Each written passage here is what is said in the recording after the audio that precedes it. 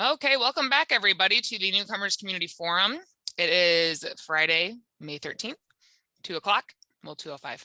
But today we have Teresa King with Pathways Behavioral Services presenting on substance abuse. So this is going to be a very interesting topic. We've done this a couple times on the community forum, but it is such a prevalent topic in today's society, and we feel it's important to address on multiple occasions. So at this time, I'll turn it over to Teresa. All right, thank you. So I like to start by just saying that I like to keep things very informal. I don't want anyone to be afraid to stop and ask questions along the way. Nobody has to try to remember what they were going to ask. So if you have anything you want to ask, and I'll ask Tracy to help me out if something gets thrown in the chat, to tell me what is happening in there. But if you feel like unmuting, that is just great too.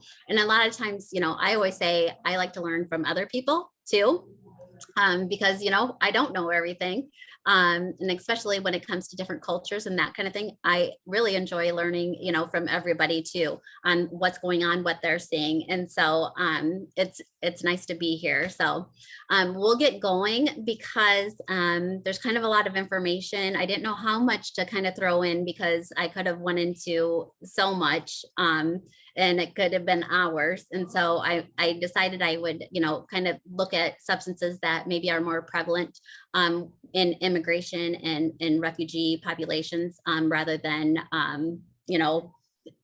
the masses. So what we do know though about people who have immigrated and refugees coming into the United States is that they've suffered a lot of intense trauma. And so with that, they're more susceptible sometimes to seeking out ways to escape that trauma. A lot, as we know, with mental health and that kind of thing, it's always co-occurring, right? We find substances that help us cope, and so it would be only understandable that the immigrant and refugee populations are going to feel that. But what's statistically, immigrants have a lower rate of substance abuse compared to American-born individuals. And this is kind of a paradox that I don't know if you've heard of before, but it seems that when we look at Latinx populations and that kind of thing, especially when they come to our country, they are pretty healthy, they're doing well. Then all of a sudden, the longer they've been here, all of a sudden it starts emerging where not just substance use, but other health issues too. So, kind of, why is that? And I think that we can look at that in a lot of different ways, because equality and equity, are we reaching out to people who, with languages that they understand? Is that impacting it? Because of course that would. Or is it that, with us, we're just not doing good as a country, taking care of our health. So a lot of research still being done on that. But these are some of the risk factors that people with immigration and refugee status feel.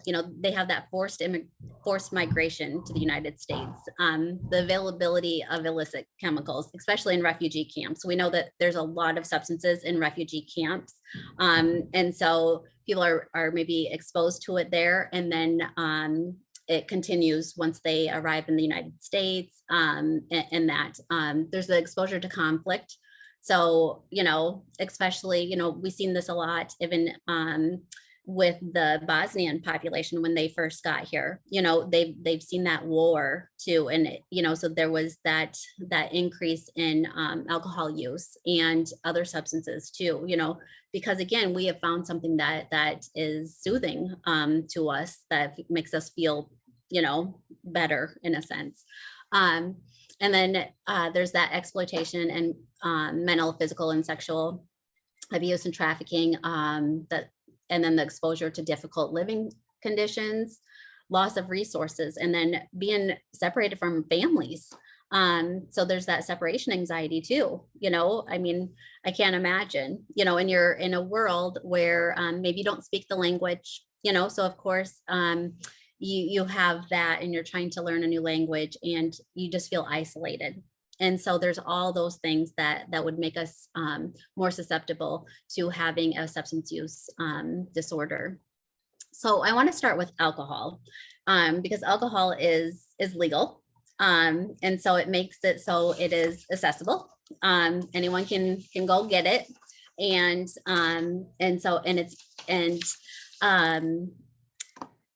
so it also, like, alcohol is just one of the most common abused substances with refugee populations and immigrants, but more refugee we see. And so it's legal, like we said. And so it makes it a kind of a substance of choice because we can just go get it. And then alcohol use disorders, they are among the refugee populations, are especially troubling because they are there's involved mental health disorders and anxiety and depression, like we talked about all of that before.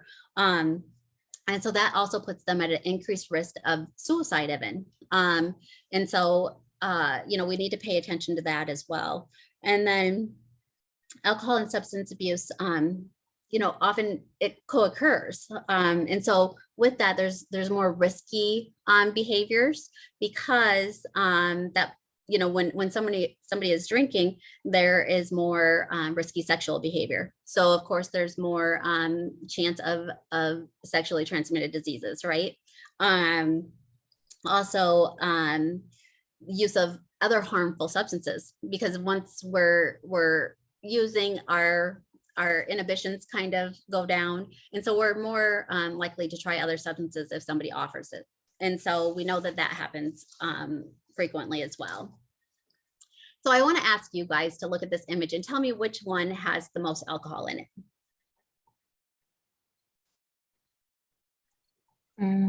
The shot. The shot. That's what most everybody says. Would you believe me that they're all the same? So, and this is what is confusing to a lot of people, and even for me. So I teach the driving under the influence classes. So when somebody gets an OWI, they have to go through a 12-hour class. And so I teach that class. And this is one of the first things we kind of go over too, because how many of you have all seen the commercials and the thing like drink responsibly, right? Well, what does drink responsibly mean if we don't even know how much alcohol is in what we're drinking? And so when we look at these things, this is a 12-ounce bottle of like, this is like a malt liquor, and then, or a domestic, okay? And then it's 8 to 9 ounces of malt liquor, and then 5 fluid ounces of table wine, and then the 1.5 ounce of 80 proof shot spirit. So with that though, how many of you go to a restaurant and they pour you a glass, right? And so I don't know how many times I've been out and I'm with, my girlfriends, and we might have some wine. And if they only pour our glass this full, are we going to feel like we kind of got ripped off because our glass isn't very full, right? And so all of this depends on the size of glasses even. Like when we look at this, most of the time, this 8 to 9 ounce malt liquor is going to be poured in a 12-ounce glass and not the 8 to 9. So right there, that's more than what a standard drink is. So if that makes any sense. So, and it's important for us to understand what a standard drink is. So when we're looking at how many about would put us over a legal limit if we were going to drive and that kind of thing, we need to understand how much we're having. And so, when we go to a restaurant, if we're out, to a bar and if we order something that's not in a bottle, we really don't know, right? How much of the shots they're putting in, right? Because how many times have we been places and we're like, whoa, that's really strong. And we go somewhere else and it's like, you can barely taste the alcohol in it, right? And so we really don't know it unless we're drinking it right out of a a bottle that is say a Bud Light bottle, how much alcohol is actually in it. So we don't know what the standard actual drink is. So say that I'm 120 pounds. This chart just kind of gives us an approximate. And again, everybody is different. And so we can't technically go off of just this, okay? But say I'm 120 pounds, female, and I go out for 2 drinks with my girlfriends after work. And so I'm going to follow this chart down. And as you see here, I'm at 0.11 blood alcohol level. So the blood alcohol content is 0.11 right there. So I'm over the limit, because what's the limit? 0.08. And so if I get pulled over and I'm over the limit just with 2 drinks, right? And so, and it takes our bodies approximately an hour so to metabolize our drinks. And so when we're looking at this, to do the math, it doesn't take much at all to put us over the legal limit. But that's because even at 1 drink, we're already showing. Does anyone want to look at this chart a little bit more before I go to the next one? I don't want to move ahead if you're still kind of looking at how much you can drink when you have a couple. And so, and these charts, you can find online too, and I can always share some of this with you. But if we look at this chart, you can see that already, I said 2 drinks and I was at 0.11. So I'm all the way down here at like the 0.10 blood alcohol content, over here. And that means I have all this stuff over here happening to me by the time I even get to the 0.10 on this chart. So, my visual functioning is already being impaired. My ability to perform tasks, like is like 2 tasks at the same time is getting harder for me. Loss of judgment, this is where we start making decisions that aren't the smartest for us. Altered mood. And so that can be just, we all know those people that sometimes when they drink, either they become very sociable, where they're normally by nature, they're pretty quiet. All of a sudden, they're like, whoa, a different person. Or the altered mood can be, that they're kind of a mean drunk, right?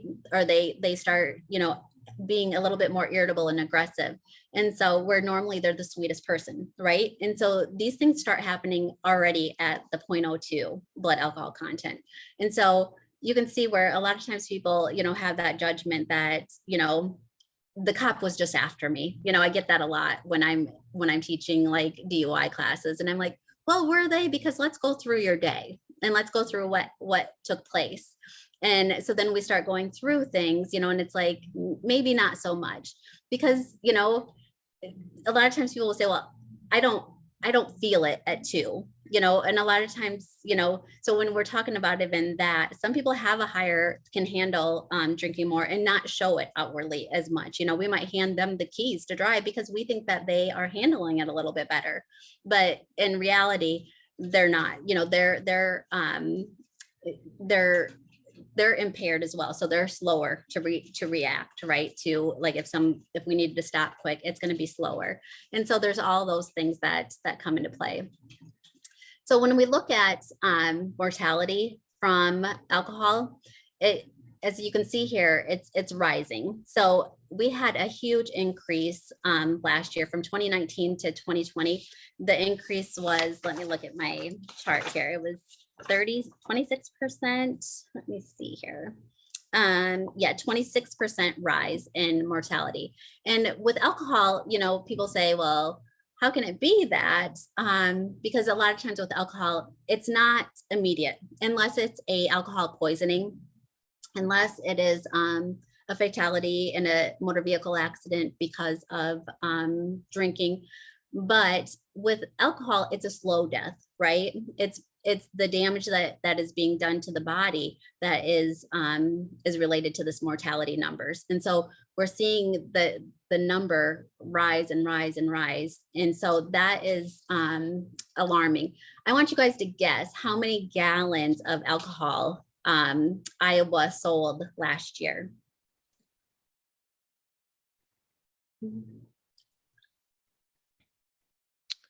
500. I don't know. Very much more than that. 500,000. So 6.06 million gallons. Woo. Was it all Busch Light? It feels like it'd be all Busch Light. Iowa loves their Busch Light. Yeah, 6.06 million gallons of alcohol last year. And so, Iowa, yeah, they like their alcohol. And so, but what that also means is that, mortality is going to continue to rise. And when people don't know their limits, that's where it gets dangerous, right? And so this is just another image, because most of the time, I know, even for me, I probably would be considered a binge drinker, when I drank, because I don't drink every day, right?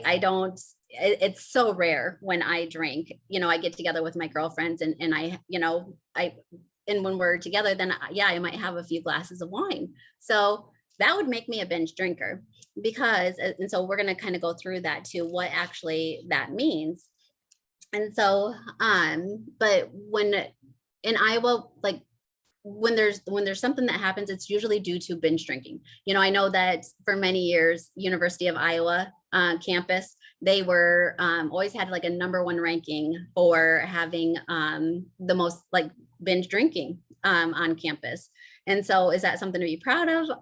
Maybe if, being the party school, they might be, sometimes, but, it's not a great thing, because that's when things can happen. So, that's when the motor vehicle crashes goes up, violence against others. And that could be, fights or, but also, anything that's violent, and, rapes, sexual things happening. And so, those are so we have that spread of HIV and the STDs or STIs, and unplanned pregnancy, because again, when we talk about our judgment isn't where it once was. And so, and for women who are pregnant, it's especially dangerous, right? Because then there's the fetal alcohol syndrome with babies. And there is a known increase for sudden infant death syndrome for babies who have been exposed to alcohol in the womb. And then just the risk for more alcohol dependence goes up. So this is what a low risk drinking guidelines are. Okay. And so what we can see from this chart is, for women, we could have up to 3 drinks a day. So a couple of slides ago, when I said that I might be considered a binge drinker when I get together with my girlfriends, if I have 4 drinks, that makes me a binge drinker, because I have drank more than what I'm supposed to have in a day. And yet, if I had 3 today, I shouldn't be driving, right? It's still not low risk. That doesn't mean that I should be behind the wheel of a car, right? It just means that this is lower risk for me to be getting potential health problems and that kind of thing, and increase that way. And a lot of times when I'm talking about this in a DUI class, people will say, well, can I save up my drinks and drink them all on the weekend? Well, no. And so, so for a total week, women should have no more than 7 drinks. Okay. That's considered low risk guidelines. So where with men, so I could have 3 a day, but no more than 7 a week. And so that means that some days I'm not going to have alcohol, right? So if I can only have 7 total a week, then if I had 3 one day and 3 another day, and then 3 another day, that would be 9. I'd be over my low risk guidelines, right? And so, these are just guidelines. And so again, on the right-hand side, you see the chart of what a standard drink is. And so if my glass of wine is more than 5 ounces, I'm having more than 1 standard drink. And so men, they can have 4 drinks in a standard day and up to 14. So they can double what women can. I know it's not fair, but it is, I guess, the science. So they can have up to 14 in a week, but no more than 4 a day. More than that would make them binge drinking. Does that make sense? And so, that's alcohol. Does anyone have any questions about that before we go into betel nut? Okay. Okay, so with betel nut, it is comes from the areca palm, and so a lot of times people aren't even real sure, what that actually means. And so the common names, the preparations, and specific ingredients, they vary by culture group and individuals who use it. And so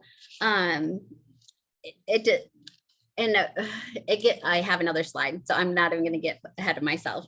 So it's considered as the fourth most consumed psychoactive substance in the world, preceded only by alcohol and nicotine and caffeine. So it's used a lot, right? 6 million people, is it 600 million people across the world use betel nut. And so I thought that was a lot. So it's a cultural practice. And so betel nut chewing is an important cultural practice in some regions in South and Southeast Asia and the islands of the Pacific. It has traditionally played an important role in social customs and their religious practices and cultural beliefs. And so some people from these regions who have settled here from other countries continue to use it once they've arrived here, of course. And so it's it's used now in the United States as well as all over the rest of the world. What you can see from that image, he had it on his teeth. So that's one of the main, kind of things that it can discolor teeth. And that's where you would know that somebody is using it. So how betel nut is actually used is the seed is separated. So, these come from the areca plant, palm. And so the seed is separated from the outer layer of the fruit. And it can be used in a, like I mentioned last slide, different ways. And so it can be used fresh, dried, boiled, baked, roasted, cured. So, and the nut pieces are also used in mawa with tobacco. And so there's all these different, so my next slide, I think I have it on the next slide. It's used with tobacco in a lot of things, but it doesn't necessarily have to be used with tobacco. So how most people use it, the most common method anyways, is the betel quids, it's called. And so this is when the seed is so, okay, let me back up. The nut is sliced into really thin strips, and then it's rolled in a betel leaf. And then it's used with like slaked lime, which is powder, or crushed seashells is another way. And then the leaf package is known as the betel quid, okay? And then the betel nut chew, it can be in betel pan in India, it's called. And the betel quids may also contain tobacco, okay? And then other additives such as cloves or cardamom, nutmeg, coconut sugar, syrups, all those things to help with flavoring. And so the ingredients, though, are going to be dependent on the country and ethnicity and people's personal choice of how they're using it. Sometimes the nuts are rolled in leaves other than betel nut, and such as a leaf from nutmeg trees, or a pepper plant, or in kava, or I'm going to say this mitro genus speciosa, okay? And I want you to remember that, because we're going to go into that. And so I'll remind you that I said that here in a little bit. And so there's many variations around the world, and these are just some of them. And so I have a website that I'll share with you, Tracy, and like you can send it out to everybody too, that kind of like it breaks down all of these and what actually, these are all the betel nut with a tobacco, but other substances as well. And so I can send that out to you to share. But as you can see from this wheel, is that betel nut is a stimulant. And so this is a drug wheel. And so it kind of, I don't know if you've all seen it, but this kind of shows that where betel nut shows up. And so it's along the same lines as amphetamines, caffeine, cocaine, ice, the cot, and synthetic cathinones and nicotine. So it shows up, on the drug wheel. And so the effects can be different for everybody, right? Because it's going to depend on people's size and their weight and their health, whether the person is used to taking it. Because again, there would be, do they have a tolerance to it? Whether other drugs are being taken around the same time as that, and then the amount they're using. And the strength can vary, right? The strength can vary from batch to batch. So it's just like any other substance, the strength can vary. And so some of the symptoms, of course, are going to be, they can be kind of dangerous. And so when we're looking at this, people report using it. Well, I'll back up here. So people initially say that, when they use it, they have this relaxed feeling of happiness, kind of this peaceful kind of feeling, right? Of all is well, and kind of feeling more alert. They also can have like a fast heart rate though, and palpitations. And so when we're looking at this, they can start, having negative kind of feelings as well. Dizziness can be a side effect, sweating, being red-faced, and being upset stomach. So we could have like vomiting, diarrhea from it as well. So all these things play a role in how we may feel after using it as well.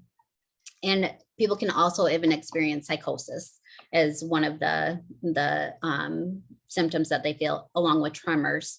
And so there's also been reports of seizures. And so these are all things that can happen with use of the betel nut.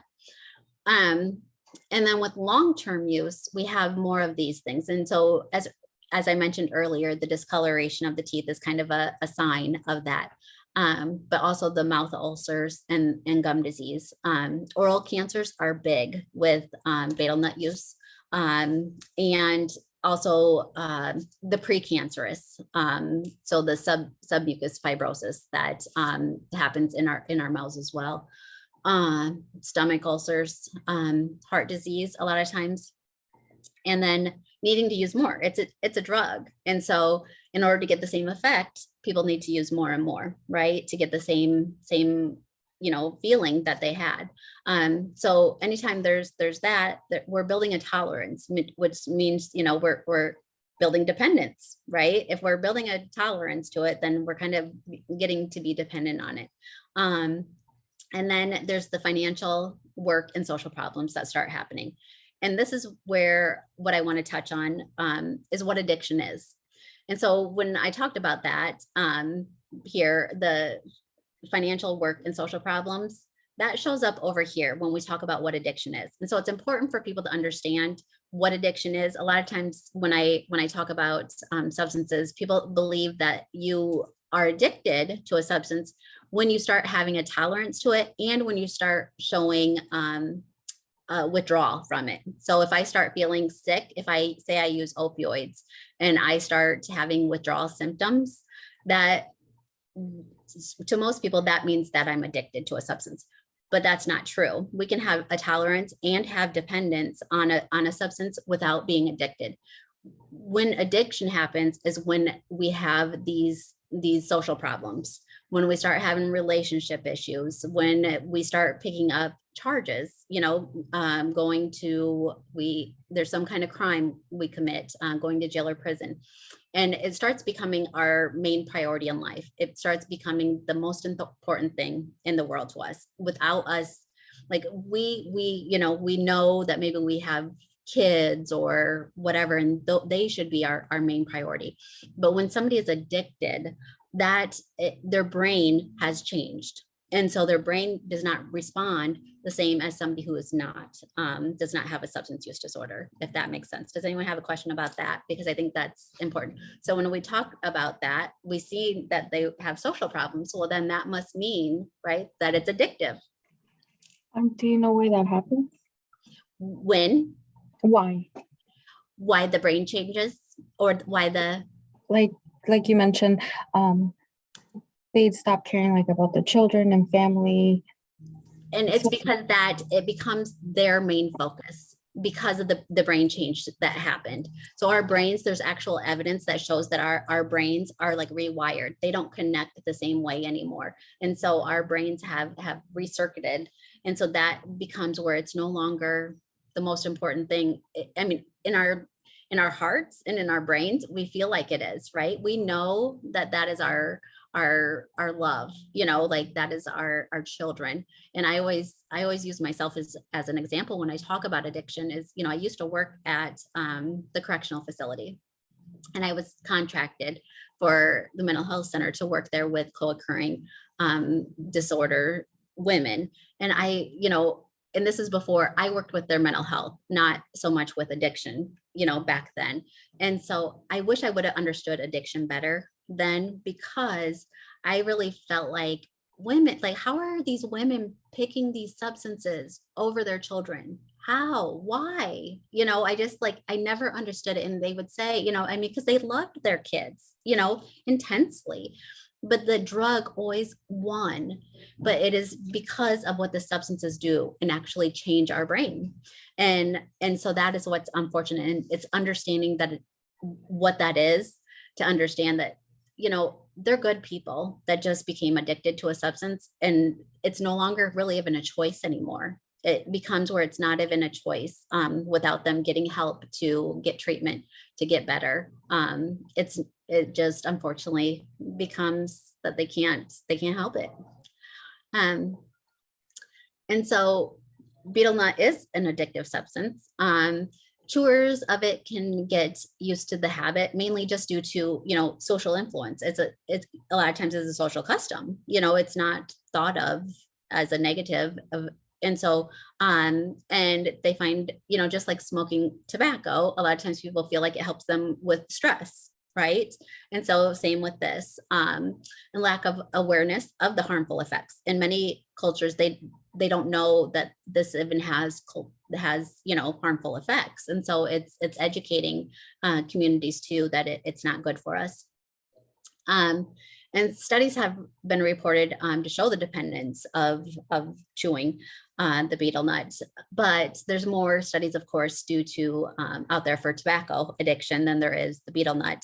And so there's not as much, you know, attention being put on it, though there needs to be to really learn how to then treat it, right? Because then when people do need, they are addicted to it. So what does cessation look like? You know, we know how to help with cessation with tobacco, but what about with the betel nut? So there's a lot more that we need to learn in order to understand how to help with the betel nut cessation.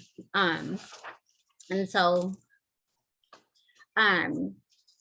betel nut becomes, of course, even more dangerous when we're using it with other substances, right?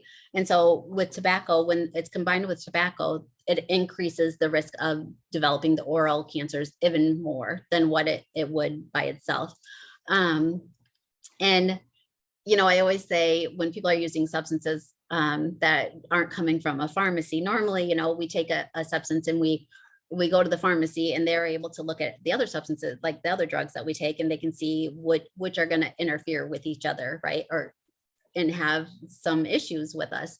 But when we're using substances like this or illegal substances that we're not being told then that these can have interactions, right? And cause us harm. And so this is what happens here. And so remember when I talked about that tropical tree, that that's kratom. So when I talked about rolling it in another leaf, the areca nut is what it is, which is the betel nut. They roll it in different leaves. Well, one of them is this here leaf. Well, that leaf is how we come up with kratom. Have you guys heard of kratom? So kratom is another substance that is that it is a issue right now.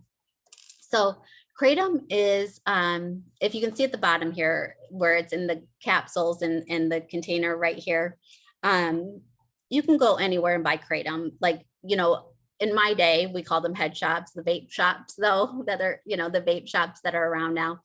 But kratom is sold even in gas stations, anywhere, like it, and you'll see it even, you know, in your little newspaper flyers, and you'll get a flyer for different places, and it will say 10% off kratom here, 20% off. And so they sell kratom everywhere. Well, there's no restrictions on kratom. And so a 10-year-old kid can go into a store, a gas station, wherever, and buy themselves some kratom.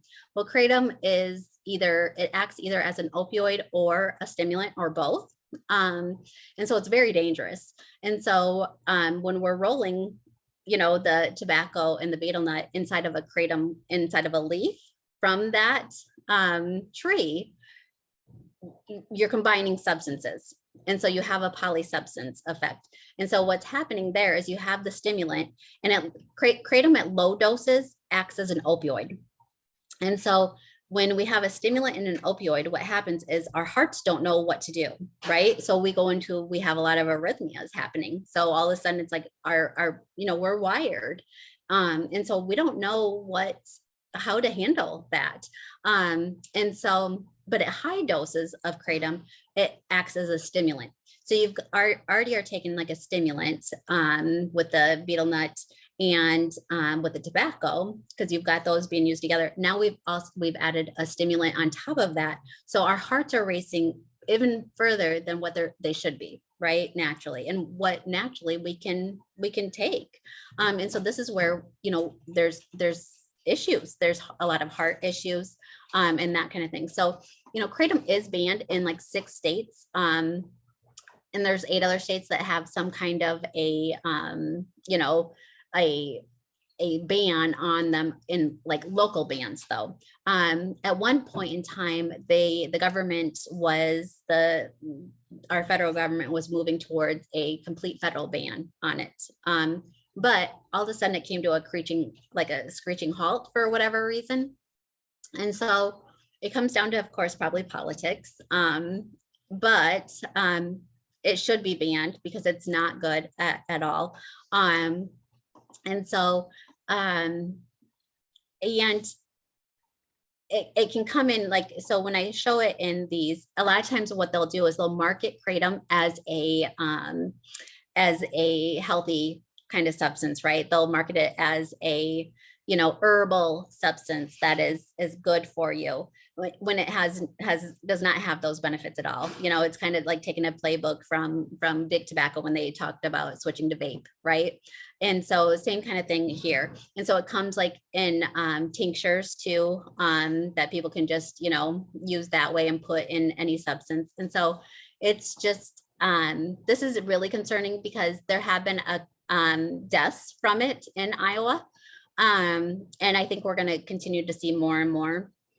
Kratom, like I said, it has all these short-term effects too, like nausea and dizziness and itching and sweating and dry mouth and increased urination, loss of appetite. So it acts like a stimulant in a sense with some of this stuff, but then it also acts as an opioid, like we talked about with the, you know, with the itching. You know, when you take an opioid, a lot of times your skin itches. So you can see that showing up in the how it affects people as well. Long-term effects, the anorexia, because people aren't eating. So you have the weight loss because it's acting as a stimulant. People's skin can darken. They can have the dry mouth, frequent urination, constipation, because it's acting kind of as an opioid, and opioids, you know, slow that gut motility down too. And then we can have hallucinations, you know, and so, and then withdrawal symptoms.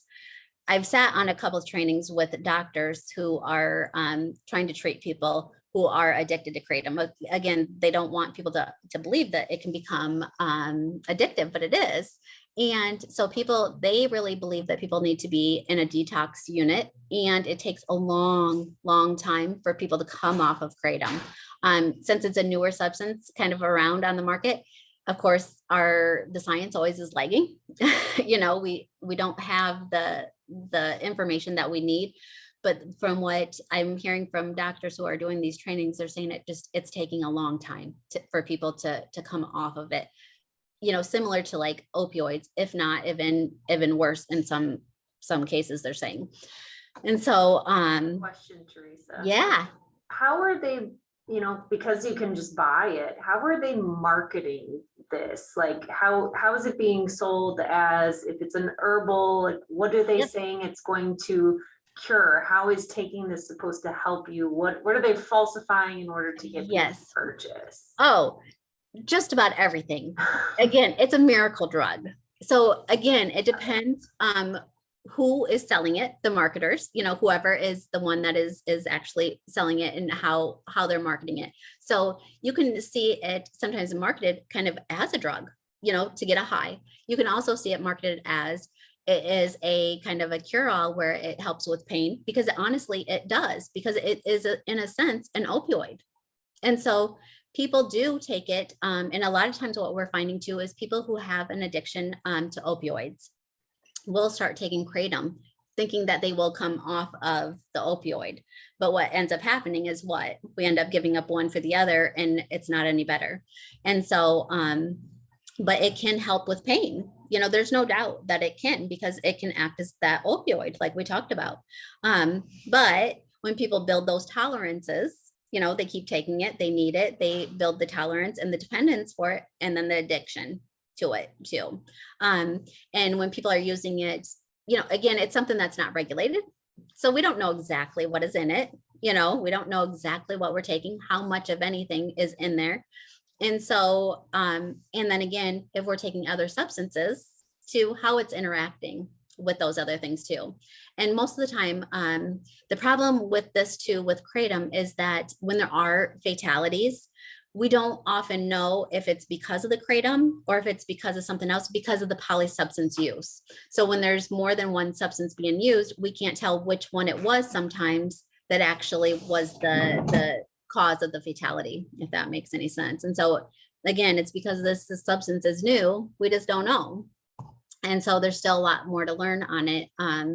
And so, yeah, so they'll market it just about any way that they think is going to get it sold, unfortunately. In the withdrawal symptoms here, the muscle jerkiness and, aggression and hostility and emotional changes, that's all real. That's all just that icky feeling when you're withdrawing from a substance. And so, yeah, the number of deaths, we know for sure too in Iowa, but there probably have been more. We just don't know because of that polysubstance use. The next substance is cat. Some people call it cat, some people call it cot. It depends, what.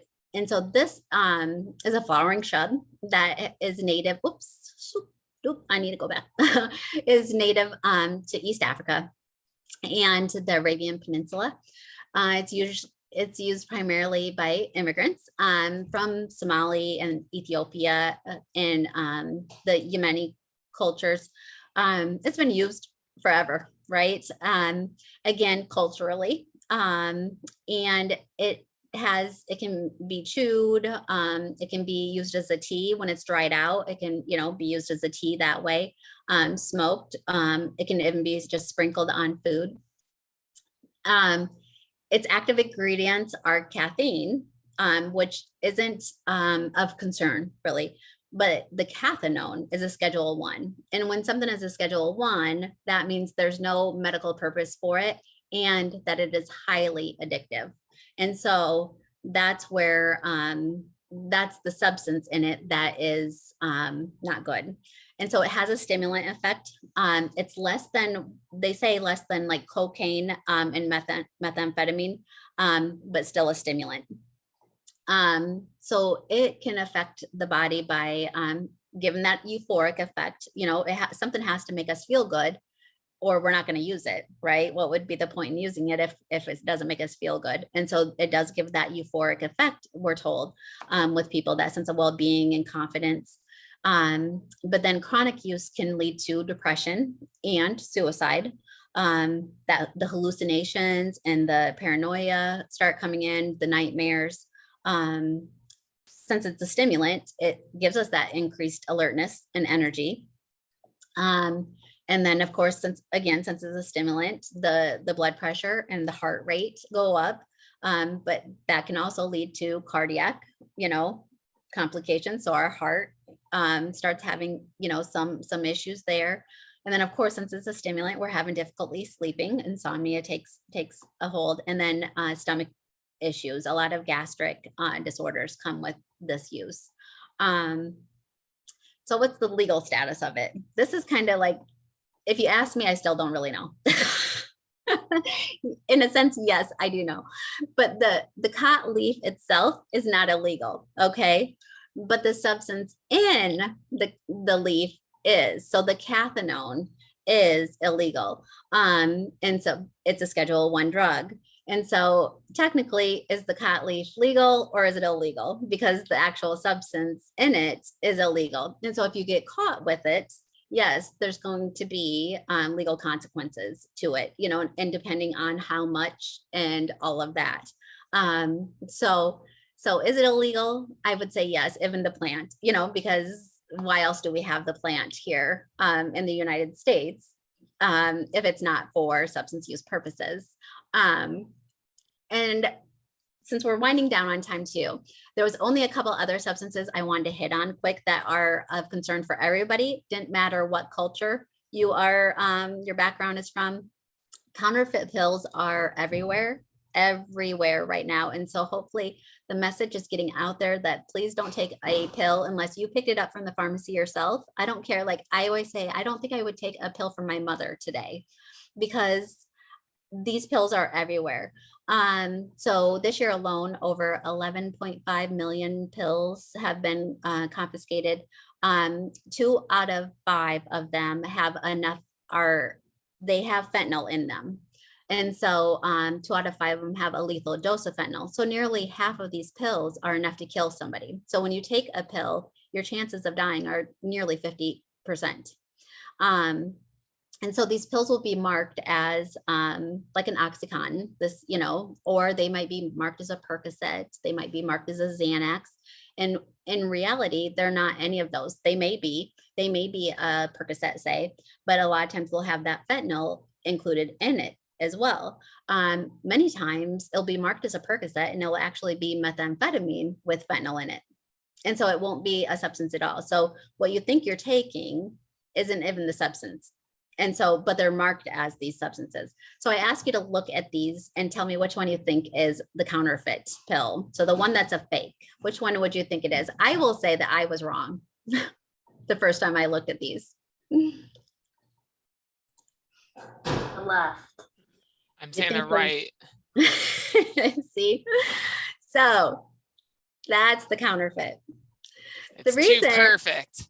See, I was like, okay, this one is chunky, it's kind of chalky. I was like, it's a little crusty. It's just, so I was like, it's got to be the fake. And sure enough, that's the real one. And so that's that's how good these look though, you wouldn't know. And so that is what is so scary. And so, this is a fact sheet too that I can send you, Tracy, and you can send it out. But this is something, the DEA is really concerned with the number coming in. And so this came out last year. And at that time it was 9.5 million pills had been seized. And this year we're already up past that. And so talks about just the significance of this problem that we're seeing with counterfeit pills. And then just a little bit about Pathways. These are the services that we have at Pathways. Prevention services are like what I do. I do a lot of engagements with speaking and educating people on substances and prevention. A lot of our team does stuff in schools too with kids. But you know, out in the community a lot of what I do is with law enforcement, teaching about like Narcan and opioid overdose situations, that kind of thing.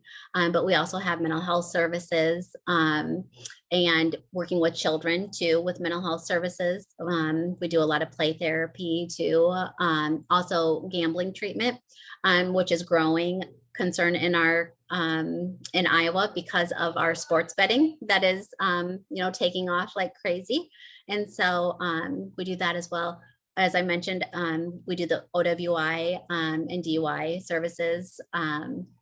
And then we also have integrated health homes. So we have IHH services and peer support services for those in recovery. And then all the substance abuse treatment services that we have. So we have, you know, a detox unit, which is great because so many times people want to get better, but know that they can't get better without withdrawing. And the withdrawal is going to be pretty dangerous if they don't do it in a detox situation. So our detox unit is open 24/7, always staffed with medical. Like we always have a nurse on staff. They're seen every day by a nurse practitioner or PA. And so that's a great program. From there, people can decide if they want to use our residential program, which is usually, you know, 21 to 28 days, male, female, adults. And we also have outpatient treatment, and there's many levels of the outpatient treatment, the intensive outpatient and then extended outpatient. And then from there, it goes down to the continuing care program for outpatient. And then we also have the medication assisted treatment. And that is, we actually use USC for that. So it's it's at Pathways, but it's actually ran by USC. But it is a great service. There's a lot of stigma around that, but it really has shown to really help people with opioid use disorder live a great life, you know, and come off those substances. And so and I always like to bring up Your Life Iowa as well, because it really is a catch-all for any kind of help people need, you know, with substances or with mental health services. And it is free, and people can call, people can text, people, you know, can talk to somebody when they need to talk to somebody and find services all on one site. So it's a great thing that Iowa has. Any questions though? I know I'm about up to my very last minute. And this is my contact information if anyone has any questions too for me. And I can send information to you to Tracy to share. Thank you so much. This is super informative. There's always so much to, I'm like, oh, how much can I get in? Yeah. No, This is really great. This is really great. It's the alcohol one is what got me, because it's interesting that's it's like a legal substance, as you had said, you know, like for those 21 and up, but it's very addictive, and right. It's a huge market though also, and people profit a lot off of it too legally, and it's just really interesting. Right. The taxes, you know, we're never going to get rid of it, you know, since it's something that we can tax and that kind of thing, but harmful, heck yeah. Yeah. Heck yeah. Yes. Any questions? I hope I answered everything. I think you did. Yeah. I'm going to stop recording right now.